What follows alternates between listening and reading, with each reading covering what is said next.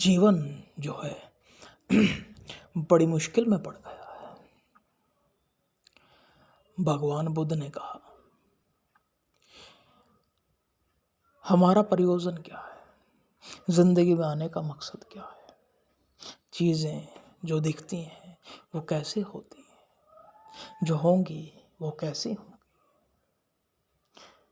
एक छोटी सी मैं बात आपसे करता हूँ। दो बौद्ध भिक्षु जीवन की तलाश में निकले, भगवान की तलाश में निकले, भगवान की शरण के लिए निकले।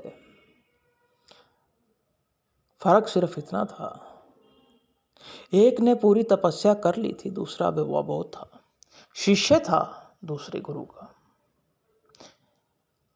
बूढ़ा जो था, बूढ़ा शिष्य, मतलब बूढ़ा और शिष्य दोनों ही तलाश में निकले थे भगवान बुद्ध की, भगवान की शरण में, भगवान को पा जाने के लिए, जो कि भगवान एक ही है।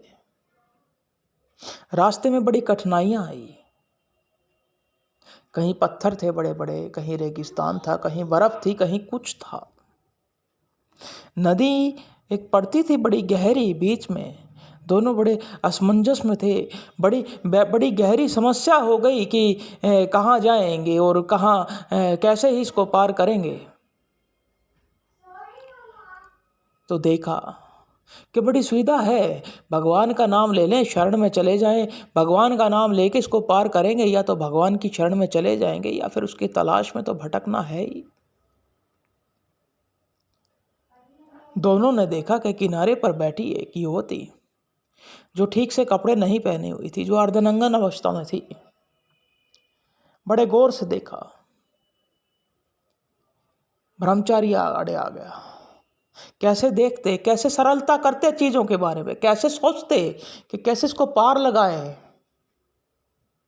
जीवन में बड़ी कुटिलता थी, जीवन में बड़ी उत्कंठा थी, कैसे करें, जबकि इंसानियत तो ये गवाही देती थी कि इंसान की मदद करनी जरूरी है। लेकिन क्या करें, ब्रह्मचर्य का पालन ले लिया था जब भिक्षा ली थी, जब दीक्षा ली थी। बड़े योजन से, बड़े परियोजन से दोनों नदी पार करने लगे।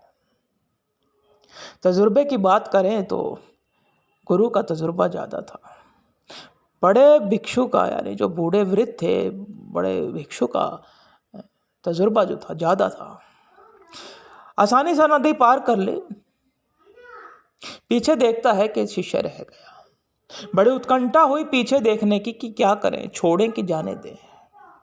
जब जाने लगे तो देखा पीछे मुड़कर कि युवती जो थी शिष्य की पीठ पर बैठी हुई थी, अर्धनंगन अवस्था में। ये तो बड़ी समस्या हो गई, बड़ी हद हो गई।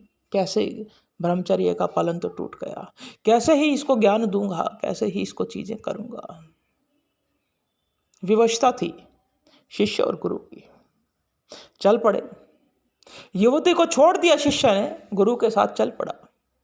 कुछ कोस दूर ही गए होंगे, उत्कंठा हुई गुरु के मन में। गुरु ने शिष्य को कहा, ये तुमने पाप कर दिया, ये तुमने ठीक नहीं किया, जो भी था गलत था, युवती को नहीं बिठाना था। शिष्य चुप रहा। क्या कहता, गुरु है, गुरु के आगे क्या बोल सकता है। ज्ञान कहां से मिलेगा, गुरु से मिलेगा। बड़ी समस्या हो गई। बड़ा ज्ञान था, बड़ा अभिमान था, कैसे करें, कैसे करें, कैसे करें। गुरु ने कहा, ये तो समस्या हो गई, कैसे दीक्षा देंगे। तुमने तो अपना पालन तोड़ दिया, ब्रह्मचर्य को तोड़ दिया। तुमने एक अर्धनंगन युवती को अपनी पीठ पर नदी को पार करा दिया। शिष्य बड़ा सरल था, भोला था, शरण में था गुरु की, भगवान की शरण में जाना चाहता था। शिष्य ने एक छोटा सा जवाब दिया, गुरुवर, हे गुरुवर, हे भगवान, मैं आपसे एक छोटा सा प्रश्न पूछना चाहता हूं। मैंने युवती को नदी पार करवाई, अपनी पीठ पर डाला, तब तक डाला जब तक नदी पार नहीं हुई। कुछ जटिल समस्या नहीं थी, कोई भी जटिल समस्या नहीं थी, मैंने उसको पार उतार दिया, उसकी मदद हो गई। भगवान का यही आदेश था कि मदद करो। मैंने उसको जैसे ही अपनी पीठ से उतारा, मैंने उसको छोड़ दिया, त्याग दिया। कुछ नहीं रहा, मन में न शरीर में न कोई उत्कंठा रही, न कोई कंपन रहा, कुछ भी नहीं रहा। गुरु,